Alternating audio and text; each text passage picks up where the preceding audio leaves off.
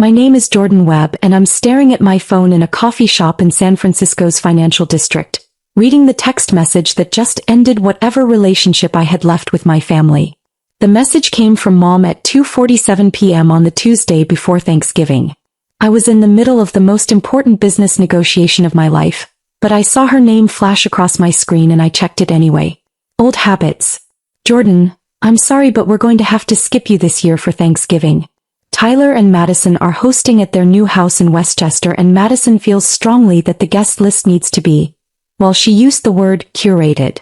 She's worried about appearances since she's invited her parents and some of Tyler's colleagues from the law firm. You understand, right? Maybe we can do coffee next time you're in town. Love you, Mom. I read it twice. Then I set my phone face down on the table and went back to my meeting with representatives from Tech Venture Global, who were in the process of acquiring my cybersecurity company for $160 million. If you've ever been treated like the family embarrassment while secretly building an empire, hit that like button and subscribe right now. You're not going to want to miss what happened next. Let me back up 6 years.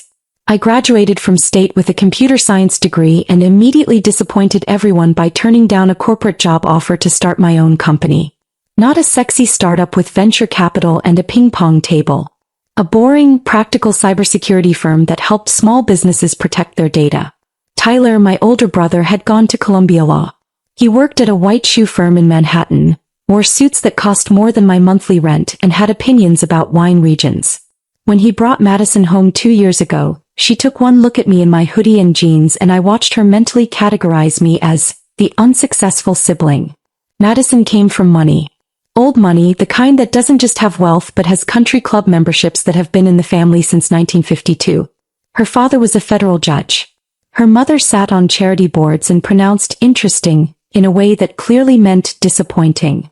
At Tyler and Madison's engagement party, she'd introduced me to her parents as Tyler's brother, the one who does computers. Not computer science. Not technology. Computers. Like I fixed laptops at Best Buy. I didn't correct her. I was too busy building something real. My company, SecureNet Solutions, had started in my apartment with 2 employees. Me and my best friend from college, Marcus Chen. We cold called small businesses, medical practices, law firms, anyone who had data worth protecting but couldn't afford enterprise-level security. Nobody cares about small businesses until they get hacked, Marcus said during our first year. We're going to be the ones who care first. He was right. We grew slowly, steadily. 10 clients became 50. 50 became 200. We hired security specialists, built proprietary software, developed protocols that actually worked for businesses with limited budgets. Tyler asked me about my computer thing exactly once at a family dinner 3 years ago. So you're still doing the tech support business? He said, cutting his steak with the precision of someone who'd learned proper knife technique. Cybersecurity consulting, I corrected. Right. That going well. We're growing. Good. Madison's father was just saying how important it is to find your niche, even if it's not particularly prestigious. He said it like he was being supportive. Like he was proud of me for finding my little corner. I could have told him we just signed a contract with a regional hospital network for $2 million. I could have told him we'd been approached by 3 venture capital firms. I could have told him I was making more than his associate-level salary at the law firm. I didn't. I just smiled and changed the subject. Because I was learning something important. My family's perception of my success had nothing to do with actual success. It had to do with appearances. Tyler had the right degree, the right job title, the right address. I had a startup which in their minds meant I was 1 bad month away from moving back in with Mom. So I let them think it. I drove a 7-year-old Toyota. I lived in a modest apartment in Oakland. I wore hoodies to family events. And I built my company into something extraordinary while they congratulated Tyler for making partner track. The truth was, SecureNet Solutions had grown beyond anything I'd initially imagined. We'd expanded into government contracting, protecting sensitive data for federal agencies. We'd developed software that Fortune 500 companies were licensing. We'd been featured in TechCrunch, Forbes, and Wired. And my family had no idea. Mom would call every few months. How's the computer business, honey? Are you getting enough clients? Like I was running a struggling freelance operation instead of a company with 47 employees and offices in 3 cities. Tyler would occasionally send job postings. Saw this at a tech company in New York. Might be more stable than the startup thing. Let me know if you want me to put in a word. The positions were always mid-level. Always less than what I was already doing. I never told them the truth because I wanted to see if they'd love me without the success. If they'd respect me without the money. If they'd value me as a person instead of as a status symbol. The answer increasingly was no. Madison's arrival made everything worse. She'd grown up in a world where your worth was determined by your zip code and your club membership. She assessed people the way you'd assess furniture. Will this fit with the aesthetic I'm trying to create? I didn't fit. At their wedding last year, Madison had seated me at table 12 with Tyler's college roommate's girlfriend's brother and a cousin nobody had spoken to in 5 years. Tyler was too busy being the perfect groom to notice. Mom just said, "Madison worked so hard on the seating chart, dear." The breaking point came 6 months ago when Tyler and Madison bought a house in Westchester. 4 bedrooms, colonial style, the kind of house that screamed, "We've arrived." They threw a housewarming party. I wasn't invited. It was such a small gathering, Mom explained when I asked. Just Madison's family and some of Tyler's colleagues. Very intimate. I saw the photos on Facebook. 70 people minimum. That's when I stopped pretending it didn't hurt. That's when I realized I'd been running an experiment with a foregone conclusion. My family didn't want a relationship with me. They wanted me to either succeed on their terms or disappear quietly into the background. So I focused on what I could control. The business. Drop a comment and let me know where you're watching from tonight. Tech Venture Global first approached us in July. They were a major player in the cybersecurity space, and they'd been watching SecureNet's growth for 2 years. Our government contracts had caught their attention. Our proprietary software had impressed their technical team. "We're prepared to make a serious offer," their CEO said during our first meeting. "Your company fills a gap in our portfolio. Small to mid-size business security is an underserved market, and you've figured out how to serve it profitably." The negotiations took months. Due diligence, valuations, terms discussions. Marcus and I worked with lawyers, accountants, and advisors. We flew to meetings in New York, Boston, Chicago. I didn't tell my family any of it. The final offer came in mid-November. $160 million. $40 million in cash to me personally, the rest in stock and retention bonuses. I'd stay on as a division president for 3 years with full autonomy and a salary that made Tyler's law firm income look like an allowance. We signed the papers on November 22nd. The announcement was scheduled for November 23rd at 6 p.m. Eastern. Thanksgiving Day. I hadn't planned it that way. Tech Venture wanted to announce before the long weekend to capture the news cycle. I agreed without thinking about the timing. Then Mom's text came. I sat in that coffee shop, reading about how I was too poor and unsuccessful to attend Thanksgiving dinner, and I started laughing. Not bitter laughter. Genuine, surprised laughter at the absurdity of it all. Marcus looked up from his laptop. "What's funny?" I showed him the text. He read it twice, then looked at me. "You're kidding." "Nope. Your mom just disinvited you from Thanksgiving because Tyler's wife thinks you're too poor. That's the gist of it. While we're literally finalizing a deal that's going to make you worth more than everyone in your family combined." "Timing is everything," I said. "Are you going to tell them?" I thought about it. Really thought about it. No.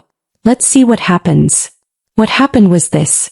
Thanksgiving Day, 6:04 p.m. Eastern. I was in my apartment in Oakland, eating Thai takeout and watching a movie. My phone buzzed with a news alert. Breaking. Tech Venture Global acquires SecureNet Solutions for $160 million. Expands SMB cybersecurity division. Then another alert. And another. TechCrunch, Forbes, Bloomberg, Reuters. The story was everywhere because it was a slow news day and business reporters needed content. By 6:15 CNN was running it as a tech sector story. By 6:30, it had made the crawl at the bottom of MSNBC. My phone started ringing at 6:47 p.m. First call, my college roommate. "Dude, did you just sell your company for $160 million? Second call, a former professor. "Jordan, I just saw the news. Congratulations." Third call, Marcus, laughing so hard he could barely speak. "Check Twitter. You're trending." I checked. #SecureNet acquisition was trending in tech circles. My name was trending locally in the Bay Area. Fourth call, Mom. I let it go to voicemail. Fifth call, Tyler. Voicemail. Sixth call, Mom again. Voicemail. The calls kept coming. Friends, former colleagues, business contacts. Everyone except the people currently sitting around a turkey in Westchester, probably just starting to see the news alerts on their phones. I turned my phone on silent and went back to my movie. By 9 p.m. I had 47 missed calls, 32 text messages, 16 voicemails. I listened to Mom's first voicemail at 10 p.m. Jordan, honey, I just saw something on the news about your company. Can you call me back? I'm confused about what I'm seeing. Tyler's first message. Jordan, need you to call me. Seeing some news about SecureNet. Want to make sure you're not getting scammed or something.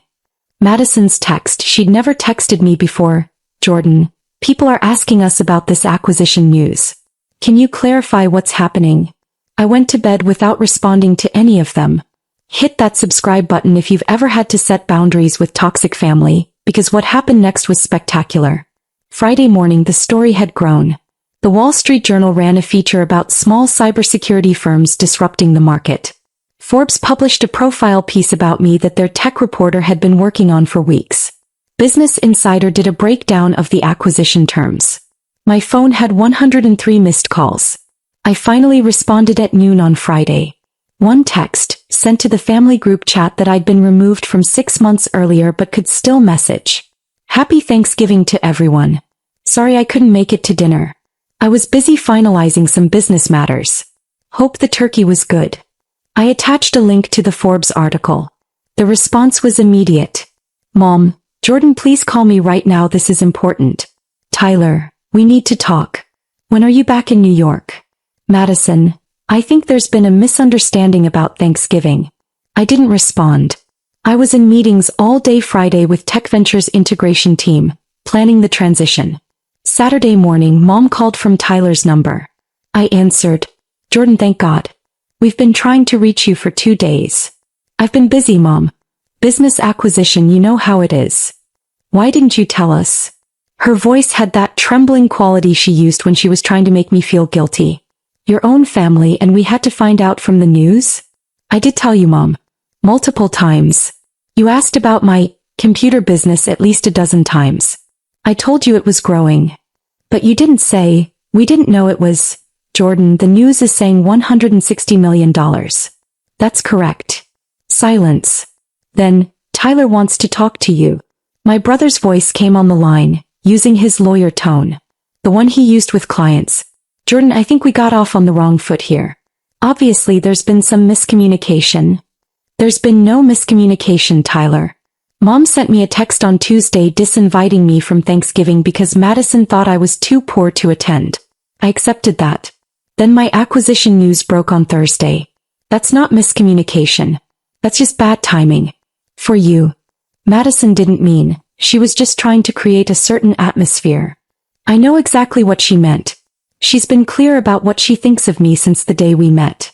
That's fine. She's entitled to her opinion. Jordan, come on. Family is family. You're absolutely right. Family is family. Which is why it's interesting that you've treated me like an embarrassment for the past 6 years.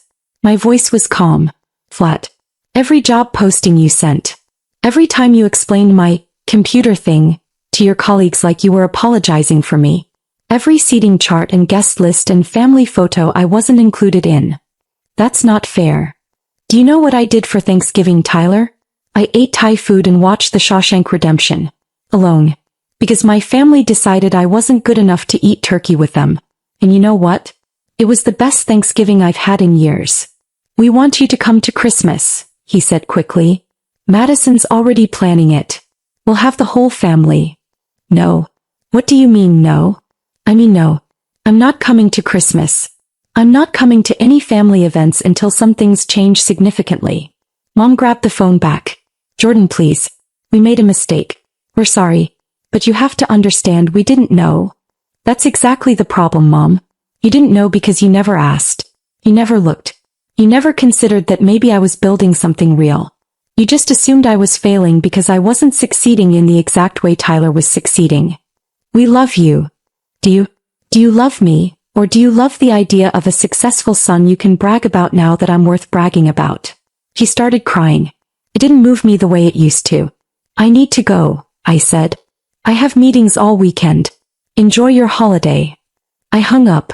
The next call came from Madison's father, Judge Harold Preston. That was bold. Mr. Webb, this is Harold Preston. I believe we met at my daughter's wedding. Judge Preston, what can I do for you? I wanted to reach out personally regarding the unfortunate misunderstanding about Thanksgiving. Madison is quite distressed.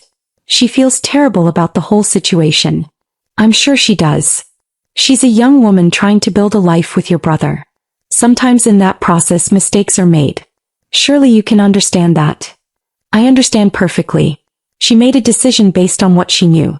I'm making decisions based on what I know. That's how life works. Mr. Webb, Jordan, I'm hoping we can resolve this like reasonable adults. My daughter would very much like to apologize to you personally. Perhaps we could arrange a dinner? I'd be happy to host at our club. There was the country club. The same club Madison had mentioned wasn't accepting new members from certain backgrounds. Judge Preston, I appreciate the call. But I'm not interested in dinner at your club or anywhere else. Your daughter made her feelings about me very clear. I'm simply accepting her assessment and moving forward. I think you're being unreasonable. I think I'm being extremely reasonable. Your daughter didn't want me at Thanksgiving because she thought I'd bring down the class. I'm just making sure she never has to worry about that again. Have a good day, Judge. I hung up on a federal judge. Felt fantastic. The voicemails kept coming. Aunt Carol, who I hadn't spoken to in 3 years. Uncle Jim, who'd once told me I should get a real job. Cousin Whitney, who'd asked me to leave her wedding reception early because I didn't fit the photos. Everyone wanted to reconnect. Everyone had an excuse. Everyone was so sorry for the misunderstanding. I deleted them all. Sunday night, Tyler showed up at my apartment building in Oakland. He'd flown across the country without warning. The concierge called up. Mr. Webb, there's a Tyler Webb here to see you. I considered not letting him up. But curiosity won. He looked terrible when he walked off the elevator. Rumpled suit, no tie, hair messy. This wasn't the polished lawyer I'd grown up with. You flew to California, I said. You wouldn't answer your phone. That's generally a sign that someone doesn't want to talk. Jordan, please. Just 5 minutes. I let him into my apartment. It was nice. Stunning view of the bay, modern furniture, art on the walls. I'd bought it 2 years ago when SecureNet's revenue hit 8 figures. Tyler's eyes widened when he saw it. This place is incredible. It's home. He sat down without being invited. I messed up. Yeah. I treated you like you were failing when you were actually succeeding beyond anything I've done. I let Madison dictate family dynamics without standing up for you. I was a terrible brother. Yes. He looked up, surprised by my bluntness. I'm trying to apologize here. I know. I'm agreeing with you. You were a terrible brother. You treated me like an embarrassment. You let your wife exclude me from family events because I didn't meet her aesthetic standards. You spent 6 years making me feel like I was failing when you never once actually asked how my business was really doing. I'm sorry. Are you sorry you treated me that way? Or are you sorry that I turned out to be worth $160 million and now you look foolish? He flinched. That's not fair. Isn't it? Tyler, if my company had failed, if I was actually struggling, would you be here? Would you have ever stood up to Madison? Would you have ever defended me to Mom? He didn't answer. That was answer enough. I think you should leave, I said. Jordan. I'm not cutting you off forever. I'm not being cruel. I'm just done being treated like I'm less than because I chose a different path. You want a relationship with me? Great. But it needs to be a real relationship. Not one where you only value me when I'm successful on your terms. What do you want from me? Nothing. I don't want anything from you, Tyler. That's the point. I don't need you to acknowledge my success. I don't need you to brag about me to your colleagues. I don't need a seat at Madison's curated Thanksgiving table. I walked to the door and opened it. I needed a brother who believed in me 6 years ago. That window closed. He stood up slowly. So that's it. We're done. We're on pause. A long pause. Maybe someday we can build something real. But right now, Right now I need distance from people who only see my value when it's financially quantifiable." He left without another word.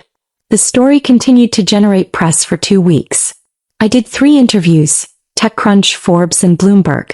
In each one, when they asked about my background, I kept it simple. I started SecureNet in my apartment with a clear mission: protecting small businesses that couldn't afford enterprise security. The growth came from staying focused on that mission. I didn't mention my family. I didn't tell the dramatic story of being excluded from Thanksgiving. That wasn't the point. The point was what I built. The company. The real relationships with people who valued me before I had money. Marcus and I celebrated the acquisition properly in early December. Dinner at a Michelin-starred restaurant in San Francisco, just the 2 of us. "Remember when we were cold calling medical offices from your apartment?" he said, raising his glass. "Remember when Dr. Patterson told us we were wasting his time and hung up? Remember when we signed him 2 years later for a 6-figure contract?" We laughed. Real laughter, the kind that comes from shared struggle and shared triumph. "Your family still calling?" Marcus asked. "Every day." "I'm not answering." "You going to? Ever?" "Maybe. Eventually. If they can figure out how to value me as a person instead of an asset." I sipped my wine. But I'm not holding my breath. Christmas came. I spent it in Hawaii with Marcus and his family. We rented a house on Maui, swam in the ocean, ate fresh fish, and never once checked our work emails. Mom sent a card to my office. Inside was a long letter about family and forgiveness and how much she missed me. She didn't apologize for the Thanksgiving text. She apologized for not understanding the magnitude of my success sooner. Still didn't get it. Tyler sent an email on New Year's Eve. Subject line: "Can we start over?" The email was long, detailed, and actually seemed genuine. He talked about going to therapy, about recognizing his own insecurities, about how he tied his self-worth to status and achievement and projected that onto our relationship. "I'm not asking you to forget everything," he wrote. "I'm asking for a chance to build something real. Not brother and successful brother. Just brothers. If you're willing." I didn't respond immediately. I sat with it for 3 days. Finally, I wrote back, "Therapy is a good start. Keep going. Maybe in 6 months we can have coffee." But Madison needs to do her own work too. The way she treated me wasn't just about social class. It was about basic human respect. That needs to be addressed. He responded within an hour. "Understood. Thank you for not closing the door completely." I wasn't closing the door. But I wasn't throwing it wide open either. If you've ever had to walk away to save yourself, tell me your story in the comments. What would you have done? 3 months after the acquisition, I was in New York for business. TechVenture had offices in Manhattan, and I was meeting with the integration team. I texted Tyler, "In town for 2 days. Coffee Thursday morning if you're available." He responded immediately, "Yes. Absolutely. Where and when?" We met at a quiet cafe in Midtown. He arrived 10 minutes early, nervous energy radiating off him. I showed up exactly on time. "Thanks for meeting me," he said. "Thanks for being on time." We ordered coffee. The first 5 minutes were awkward small talk. Weather, traffic, the usual nothing. Then Tyler took a breath. "I'm still in therapy. Twice a week. Madison and I are doing couples counseling too." "How's that going?" "Hard. Really hard. She's confronting a lot of stuff about how she was raised, about values she never questioned. Her parents are not happy about it." "I imagine not. She wants to apologize to you. Genuinely apologize. Not the social performance kind. The real kind." I studied my brother. He looked different. Lighter somehow. Less polished and more real. "I'm not ready for that yet," I said. "But I'm glad she's doing the work." "That's fair." He nodded. "Can I ask you something?" "Sure." "Why didn't you tell us?" "About the company, the success, all of it." I considered lying, giving him an easy answer. "But we were trying for real. Because I wanted to see if you'd love me without it. If you'd respect me without the money and the status and the impressive acquisition." And for 6 years the answer was no. "You didn't." He absorbed that like a physical blow. "You're right. I know. I don't expect you to forgive me." "Good. Because I haven't. But I'm open to the possibility of forgiving you someday. That's the best I can offer right now." We talked for an hour. Real talk, not performance. He told me about his insecurities, about pressure from Madison's family, about how he'd measured his worth by external validation for so long he forgot what mattered. I told him about building SecureNet, about the early struggles, about the moments when I almost gave up, about how being excluded from family events hurt more than he probably knew. When we left, we shook hands. Not a hug. We weren't there yet. But it was real. "Thank you," Tyler said, "for giving me this chance. Don't waste it." "I won't." 6 months later, I had dinner with Mom. Just the two of us. She flew to San Francisco, insisted on staying at a hotel even though I offered my guest room. We met at a restaurant she'd chosen, researched, picked carefully. He was trying. "Your apartment is beautiful," she said. She'd visited that afternoon. "The view is stunning." "Thanks. I like it." "Jordan, I need to say something, and I need you to let me say all of it before you respond." I nodded. She took out a piece of paper. She'd written it down, actually written down what she wanted to say. Her hands shook slightly as she read. "I failed you as a mother. Not just with Thanksgiving, but for years before that. I prioritized Tyler's achievements because they were easy to understand and easy to brag about. I dismissed your work because I didn't understand it and didn't take the time to learn. I let Madison exclude you from family events because it was easier than standing up to her. I measured your worth by external markers that had nothing to do with who you actually are. And I'm sorry. I'm genuinely, deeply sorry." She looked up from the paper. Her eyes were red. "I don't expect you to forgive me immediately. I don't expect you to trust me right away. But I want you to know that I see what I did. I see how I hurt you. And I'm working on being better. Not just saying it. Actually being better." I sat with that for a long moment. "What does being better look like?" I asked. "Therapy. Reading books about family dynamics and scapegoating. Actually listening when you talk instead of waiting for my turn to speak. Not making assumptions about your life. Respecting your boundaries." She folded the paper carefully. "And accepting that you might never want a close relationship with me again. That I might have damaged this beyond repair." "I don't think it's beyond repair," I said slowly. "But it needs to be rebuilt from scratch. Not restored to what it was, because what it was wasn't healthy. Something new." "I'll take new." We talked for 3 hours. About my childhood, her parenting, the family dynamics that had broken us. It wasn't comfortable. She cried twice. I stayed calm, detached enough to be honest. But it was real. Finally real. A year after the Thanksgiving text, I hosted a dinner at my apartment. Small gathering. Marcus and his wife. 2 colleagues from SecureNet who'd become genuine friends. Tyler came alone. Madison had a work commitment, but they were both still working on things. Mom came. Nervous, grateful to be included, careful not to overstep. We ate good food, told stories, laughed. Nobody mentioned my net worth.